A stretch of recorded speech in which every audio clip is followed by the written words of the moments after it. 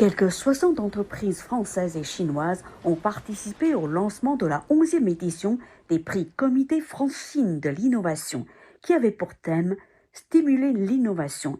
Quels outils et opportunités en France et en Chine ?» Sintétant, une partie importante des représentants de groupes présents travaillent dans le domaine du développement vert. L'un d'entre eux est Alain Bécoulet, directeur général adjoint du projet ITER, le plus grand projet nucléaire de l'histoire 100% propre, du fait que la fusion nucléaire n'utilise pas d'uranium et qui, depuis 40 ans, rassemble 33 pays, ceux de l'Union européenne, la Chine, la Russie, les États-Unis, la Corée du Sud et le Japon.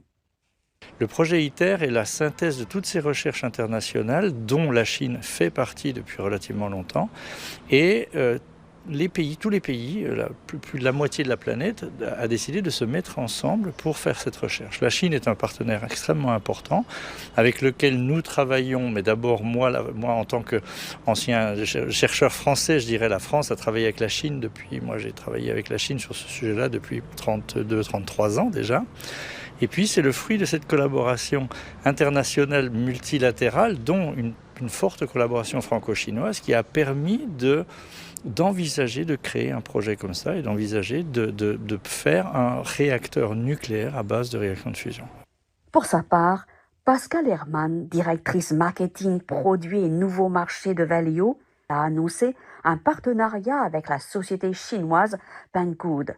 Pangood, société chinoise, a une technologie de moteur électrique. Valeo, société française, a une technologie d'inverteur. Et ensemble, nous allons créer et développer et mettre sur le marché ce générateur qui permet de créer de l'électricité à mesure que le véhicule fonctionne à partir d'un petit moteur thermique. Cette électricité permettant d'étendre l'autonomie de ces véhicules électriques. C'est un des exemples des partenariats forts entre Valeo et la Chine depuis de nombreuses années. En marge des prix Comité France-Chine de l'innovation 2025, Marc Lafont, vice-président innovation et marketing amont de Schneider Electric, a cité 2 exemples de collaboration majeure entre son entreprise et la Chine dans le domaine de l'énergie propre.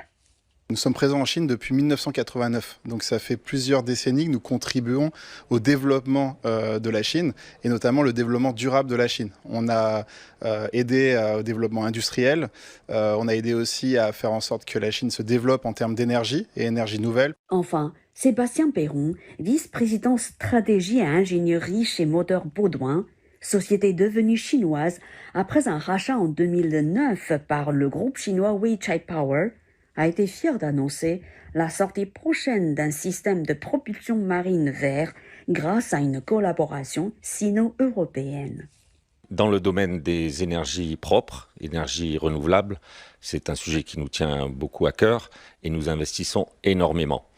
Nous sommes spécialisés dans la propulsion des bateaux, la propulsion marine et dans la génération de puissance, de l'électricité.